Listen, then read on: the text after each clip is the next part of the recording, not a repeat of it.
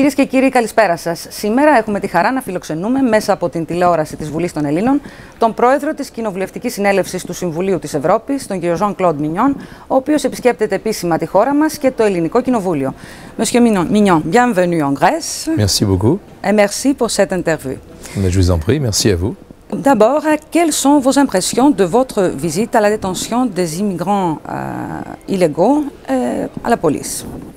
Je préside l'Assemblée parlementaire du Conseil de l'Europe depuis le 23 janvier 2012 et j'essaye de faire en sorte que mes destinations soient choisies, ciblées et avec un objectif politique important. J'ai choisi la Grèce parce que la Grèce joue un rôle important et depuis longtemps au Conseil de l'Europe, et puis parce que la Grèce, on en a beaucoup parlé ces dernières années avec les problèmes économiques auxquels elle est confrontée, avec l'Union européenne, mais on ne parle pas aussi des efforts que fait la Grèce dans un tout autre domaine, et celui relatif au personnel migrant et qui sont en situation irrégulière et qui accostent donc en Grèce et qui représentent pour nous la dernière frontière de l'Union européenne, du continent européen.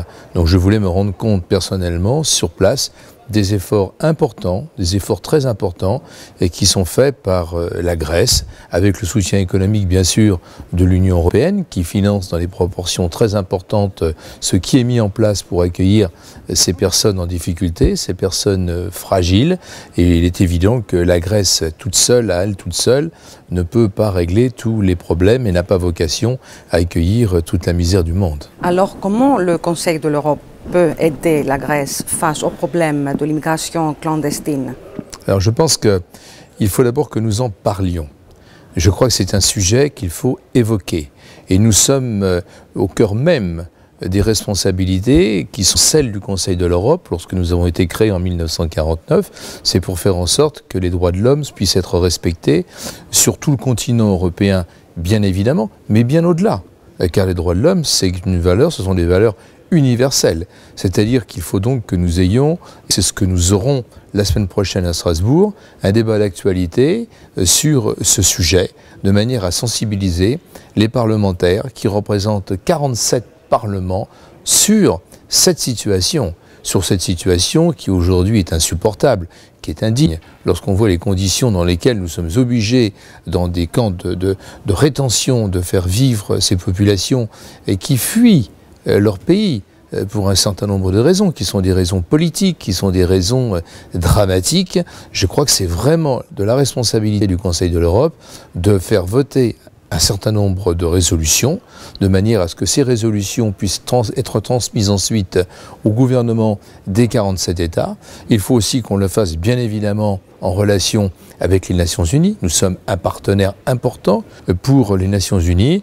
Il faut qu'on puisse, avec le Comité de prévention contre la torture, avec tous les ONG, vraiment nous rassembler, nous coordonner, faire preuve de solidarité sur un plan international vis-à-vis de ces populations et vis-à-vis des pays et qui sont obligés, parce qu'ils sont frontaliers des pays d'où viennent les migrants. Je pense à la Grèce, je pense à la Turquie, il y a d'autres pays également, comme l'Italie, comme la Bulgarie. Donc je crois qu'il faut vraiment qu'on prenne conscience les uns et les autres. Et moi-même, en tant que parlementaire français, je suis conscient qu'avoir sur son territoire des populations qui ont la volonté de quitter leur pays et qui veulent migrer vers d'autres cieux n'est pas facile. Nous l'avons en France, nous l'avons dans le nord de la France avec un certain nombre de personnes en difficulté qui souhaitent aller en Grande-Bretagne. Le traité de Dublin II doit être révisé. Oui, je pense effectivement qu'il est temps maintenant de réviser ce traité, d'y apporter quelques modifications. Vous savez, un traité, au moment où il est adopté, il y a beaucoup de choses qui se passent après. Donc il est normal, tout à fait normal, qu'on puisse revoir les choses, car malheureusement, les raisons pour lesquelles je suis ici, le problème de la migration clandestine, la migration irrégulière, ne fait qu'augmenter. Je vois aujourd'hui que vous êtes obligés d'avoir des camps qui sont de plus en plus grands pour accueillir des populations qui sont de plus en plus nombreuses. Je suis maire d'une ville en France et je suis stupéfait de voir qu'il est en prévision des nouveaux camps qui représentent à eux tout seuls quasiment la population de la ville dont je suis le maire. Monsieur Mignon, vous parlez souvent de la crise de valeurs, de l'augmentation du populisme, du racisme, de l'extrémisme, de la montée de l'extrême droite. D'après vous, quelles sont les politiques que les parlements nationaux pourraient adopter? Vous savez, je crois qu'il n'y a pas qu'en Grèce qu'on est confronté à ce type de problème. Dans mon propre pays et dans bien d'autres pays, on sent qu'il y a aujourd'hui une montée du populisme, on sent qu'il y a une montée de gens qui sont xénophobes, qui sont racistes et qui ont beaucoup de mal à admettre la situation dans laquelle nos pays se trouvent. Donc c'est à nous, politiques, de régler le problème, non pas en condamnant gratuitement avec des mots, etc. Je crois que maintenant ce qu'il faut, c'est les actes. Et je pense que la meilleure façon de répondre à ces personnes qui sont inquiètes, c'est de traiter les problèmes en amont, c'est-à-dire de faire en sorte que les problèmes de migration soient réglés à travers une politique commune, à travers une véritable politique européenne et qui nous permettra de contrôler les flux migratoires et surtout de les éviter. C'est-à-dire que pour éviter les flux migratoires, il faut faire en sorte que ces populations qui fuient leur pays n'aient plus à fuir ces pays. Moi, j'étais frappé de voir ce matin, dans le centre que j'ai visité, des Afghans, on comprend pourquoi, tout le monde comprend pourquoi, des gens qui viennent du Bangladesh, des gens qui viennent du Pakistan. Et c'est vrai que nous sommes inquiets aujourd'hui lorsqu'on voit les événements au Pakistan, des gens qui viennent de Syrie, on sait pourquoi. Des gens qui quittent leur pays parce qu'ils demandent l'asile politique ou parce qu'ils considèrent que dans leur pays, aujourd'hui, eux-mêmes et leurs familles sont en danger. Donc ce sont, je pense, des points importants et qui ne sont pas compris par les populations des pays dans lesquels ces personnes arrivent. Ce sont des surplus de population qui arrivent d'un seul coup et c'est insupportable pour un seul pays. Donc je crois qu'il faut que tout ça soit régulé. Et il faut surtout qu'on intervienne dans ces pays de manière à ce que ces personnes puissent vivre décemment sur leur terre, dans leur pays, là où ils ont leurs racines, là où ils ont leur civilisation, leur culture. C'est pas facile pour qui que ce soit de quitter sa terre, de fuir sa terre. Je crois que ces personnes aujourd'hui ne le font pas par plaisir. Les personnes que j'ai vues ce matin, j'ai vu des hommes et j'ai vu des jeunes enfants, des mineurs. J'ai pas vu de femmes puisque je n'ai pas pu aller hier au nord de la Grèce pour visiter d'autres camps. Mais les situations que j'ai vues sont tout à fait effroyables. Malgré que les conditions d'accueil sont tout à fait convenables. Mais c'est pas tolérable en 2013 de voir des personnes vivre dans des conditions pareilles. Vous avez dit à une interview qu'on a besoin de plus de l'Europe. Que signifie ça? Je pense qu'effectivement, un pays aujourd'hui seul ne peut rien.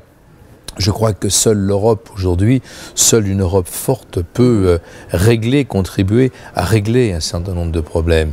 Je crois que revenir en arrière serait une erreur fondamentale.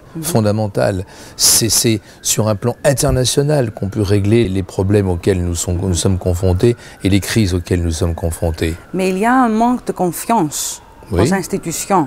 Bien sûr, mais ça je pense que c'est aux politiques. Comment l'Europe peut se rapprocher mais ça c'est aux politiques de prendre leurs responsabilités. Vous savez, moi je siège en tant que député français, donc en tant que député national, dans une assemblée qui est l'assemblée parlementaire du Conseil de l'Europe. Donc je suis un parlementaire national avec des responsabilités européenne. Et nous représentons 800 millions d'Européens et 47 États, 47 parlements. Nous sommes donc au vif du sujet, nous sommes quotidiennement au contact de nos concitoyens. Donc je crois que c'est à nous, parlementaires, de prendre la dimension aujourd'hui de l'inquiétude, l'inquiétude légitime qui est exprimée par un certain nombre de personnes qui ont tendance à rejeter la responsabilité sur l'Europe au moindre problème. Donc je crois qu'il y a un problème de communication au niveau aussi de l'Union européenne. La France, la Grèce, nous faisons partie de l'Union européenne. Force est de constater que nous ne sommes pas à même d'expliquer convenablement ce que nous faisons. Et puis peut-être aussi, je dis peut-être, mais je pense que c'est même une chose certaine, que nous consacrons beaucoup trop de temps à nous occuper de problèmes qui semblent secondaires aux yeux des Européens, alors que ce vrai problème, celui des migrations, est un problème réel, est un problème urgent. Des problèmes quotidiens. Un problème quotidien. Moi, je me mets à la place aujourd'hui des gens qui habitent Athènes ou des Grecs comme nous sur Paris ou sur certaines régions de France ou en Italie ou dans d'autres pays. C'est évident qu'aujourd'hui, il est de notre devoir, de notre responsabilité. Et je crois que si nous ne sommes pas capables de prendre ces responsabilités, si nous ne sommes pas capables de prendre les bonnes décisions, ça veut dire que nous aurons failli à nos responsabilités, nous aurons failli à notre tâche. Alors, qu'est-ce que vous répondez à ceux qui disent qu'il n'y a pas de volonté politique, que le dirigeant préfère les conclusions? Non, je ne suis pas d'accord. Je pense qu'il y a une volonté politique qui est affichée, qui est ferme. On n'a pas les moyens. Vous savez, il n'y a rien tel que se retrouver impuissant face à une situation. C'est vrai qu'aujourd'hui, nous avons beaucoup de mal à contrôler ce qui se passe dans certains États, d'où proviennent ces populations migrantes. Vous savez, aujourd'hui, quelle est la position de la France au Mali, par exemple? Je crois que malheureusement, c'est aussi un constat d'échec lorsque nous sommes obligés d'en arriver à un règlement armé d'un conflit. Moi, je suis quelqu'un qui croit aux valeurs du dialogue, de la diplomatie parlementaire, et je pense qu'il n'y a que ça que nous pourrons, comme ça, que nous pourrons réussir à régler les choses, mais en étant unis, en restant unis, les 27 et bientôt 28 États membres de l'Union européenne, plus les 20 États qui ne font pas partie de l'Union européenne, mais qui font partie du Conseil de l'Europe, et puis bien évidemment en liaison étroite avec les Nations Unies, et M. Ban Ki-moon fait un travail tout à fait remarquable à ce sujet. Le chômage et les politiques d'austérité menacent le droit de l'homme. Et bien sûr, c'est une des premières menaces pour le respect des droits de l'homme, nous le voyons. Ça répond aussi à la question que vous m'aviez posée tout à l'heure par rapport à la montée du populisme et à la xénophobie. C'est évident que le chômage, les crises économiques fragilisent les valeurs, les fondements même de notre société qui sont basés sur le respect de l'état de droit et sur aussi le respect, bien évidemment, des valeurs qui sont dans la Convention européenne des droits de l'homme, qui est la convention phare du Conseil de l'Europe et que nous essayons de faire en sorte qu'elle soit respectée partout dans le monde. Comment l'Europe peut garantir le droit au travail et donc lutter contre la crise? Vous savez, le travail, ça ne se décrète pas. Je viens du monde de l'entreprise. Je ne suis pas issu de la fonction publique. Je suis au départ un chef d'entreprise. Et il est bien évident que le chef d'entreprise, pour qu'il puisse créer des emplois, il faut qu'il ait un carnet de commandes qui se remplisse. Sinon, l'entreprise périclite et à terme dépose son bilan. Donc je crois que tout ça est relativement long. Je pense qu'il y a des efforts à faire. Je crois qu'il y a des économies aussi à faire. Vous savez, une société commence aussi à péricliter lorsqu'on dépense beaucoup plus d'argent à faire fonctionner un certain nombre d'organismes publics ou d'organismes d'État qu'à investir. Je crois que l'investissement est aussi la clé de tout. Il faut qu'on réinjecte dans l'économie, que ce soit l'économie de quelque pays que ce soit, des sommes d'argent importantes pour remplir les carnets de commandes. On n'a jamais relancé l'emploi en créant systématiquement des postes de fonctionnaires supplémentaires qui sont des postes souvent qui sont improductifs. Alors que pour investir, on doit avoir de stabilité. Je pense qu'à partir du moment où on investit, moi j'en fais l'expérience, j'ai d'autres responsabilités locales, et il est évident qu'à partir du moment où j'ai lancé beaucoup de projets dans la collectivité locale que j'administre, j'ai permis, j'ai facilité donc la création d'emplois auprès des entreprises qui travaillent régulièrement sur ces projets. Construire, bâtir des projets, je pense que c'est ainsi qu'il faut le faire. Comment est-ce que vous commentez l'augmentation de la corruption ? Est-ce que véritablement la corruption aujourd'hui est en augmentation? Moi, je n'ai aucun chiffre pour dire que la corruption est en augmentation. Tout ce que je sais, c'est que le Conseil de l'Europe, là aussi, un organe qui nous permet de lutter efficacement contre la corruption, contre l'argent sale, contre tous ces fléaux qui rongent notre société. Je n'ai pas l'impression aujourd'hui, très honnêtement, que le Gréco, puisque je parle du Gréco, ait constaté ces dernières années une évolution importante dans le domaine de la corruption.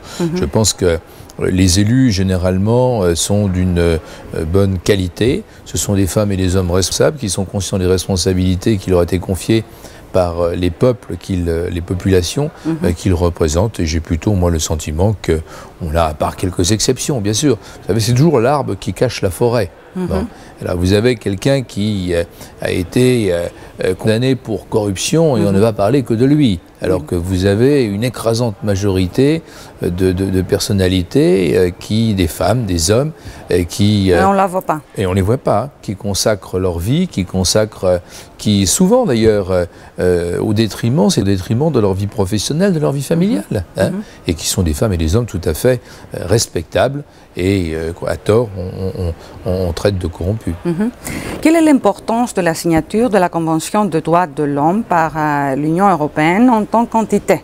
Alors elle est capitale, elle est fondamentale. D'abord parce que ça serait une reconnaissance pour nous, Conseil de l'Europe, par cette organisation, cette institution que nous avons largement contribué à créer.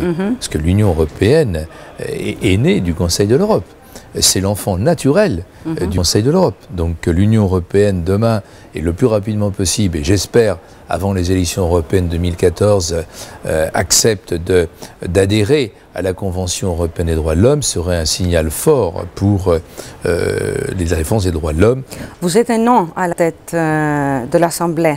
Oui. Alors vous sentez que votre vision, que le respect des droits de l'homme devient une réalité incontournable est mise en œuvre? Un homme, il évolue, un homme, il change. Et il y a des choses qu'on apprend au Conseil de l'Europe, c'est le respect, c'est la tolérance, c'est le fait aussi que chacun est tout à fait dans son pays respectable, que les spécificités culturelles, que les spécificités historiques sont, elles aussi, des valeurs.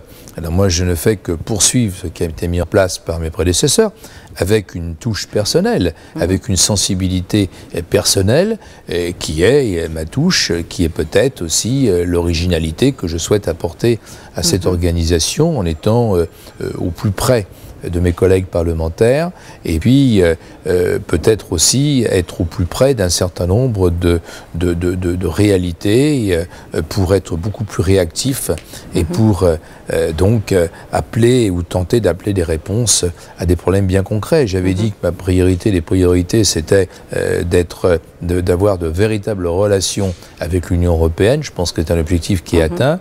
C'est la première fois que vous vous trouvez à Athènes? C'est la première fois, mais je suis déjà venu à Athènes, mais malheureusement, je n'avais pas eu l'occasion d'y rester très longtemps. J'étais resté quelques heures, c'était à l'occasion du dernier débat qu'il y avait eu à l'occasion des élections européennes, mais j'étais resté 7-8 heures à Athènes, ce qui veut dire que c'est comme si je n'étais pas venu. Voilà. Alors que là, c'est beaucoup plus intéressant. Aujourd'hui, vous avez visité l'Acropole. Oui, je suis impressionné parce qu'on m'a toujours dit grand bien de la Grèce, qui est un pays magnifique bien sûr, de la ville d'Athènes que je découvre, et visiter le musée de l'Acropole est un privilège, surtout dans les conditions dans lesquelles on me le fait visiter. Et l'Acropole est un lieu tout à fait magique. Il suffit de voir, que ce soit le jour ou la nuit d'ailleurs, c'est quelque chose de magique, domine cette ville d'Athènes, et je trouve ça absolument superbe. Vous savez, la culture est universelle, et puis je n'oublie pas non plus en tant que sportif que la Grèce, et Athènes en particulier, est quand même le berceau des Jeux Olympiques. Est-ce que vous voulez dire quelque chose au peuple grec qui envisage des difficultés? Je crois que le peuple grec, bien sûr, aujourd'hui est inquiet, mais il n'y a pas que le peuple grec qui est inquiet. Je crois qu'aujourd'hui, l'ensemble des peuples sont inquiets par rapport à ces situations. Je pense qu'il ne faut surtout pas se décourager. Je crois qu'il ne faut pas avoir peur, comme le disait le pape Jean-Paul II. Je crois que l'espoir fait naître. Je crois qu'il faut surtout, dans les moments difficiles, se rassembler. Il faut, dans les moments difficiles, essayer d'être beaucoup plus fort, sans tomber dans le nationalisme, qui serait, à mon avis, une erreur. Il faut faire confiance aux institutions européennes. Moi, je pense que le fait que l'Union européenne, par 2 fois déjà, ait manifesté sa solidarité vis-à-vis de la Grèce est aussi un signe fort. Nous sommes conscients que les problèmes ne vont pas se régler d'un seul coup de baguette magique et en 2 temps, 3 mouvements. Mais il y a aussi des voies différentes de temps en temps. Oui, bien sûr qu'il y a des voies différentes. Mais c'est ça qui fait la richesse de l'homme, c'est ça qui fait la richesse de la société. Imaginez-vous une société monologue. Imaginez-vous une société dans laquelle nous n'aurions pas de différence. Je crois que sa différence, c'est la critique, c'est ce que peuvent apporter les uns et les autres et qui font que nous arrivons à construire une société meilleure. Donc, je veux dire aux Grecs, à mes amis grecs, ils ont beaucoup d'amis et qu'il faut qu'ils comptent également sur leurs amis. Je pense que la France est un pays qui aime la Grèce. Il y a une histoire entre la Grèce et la France. Cette histoire est très forte. Il se trouve que le président de l'Assemblée parlementaire du Conseil de l'Europe actuellement est français. Je vais en profiter pour faire en sorte que cette amitié se renforce et que nous puissions encore être beaucoup plus utiles que nous l'avons été déjà beaucoup dans le passé en faveur de la Grèce. Monsieur Mignon, je vous remercie pour cette discussion. C'est moi qui vous remercie de m'avoir invité. Je suis très flatté que vous m'ayez invité. Et puis j'espère que j'aurai l'occasion aussi de vous accueillir à Strasbourg. Il y a des débats qui sont très intéressants. Et je suis très heureux de vous accueillir pour couvrir tous les débats que nous avons. Vous savez que les journalistes, les télévisions, les radios sont toujours les bienvenus au Conseil de l'Europe. Merci beaucoup.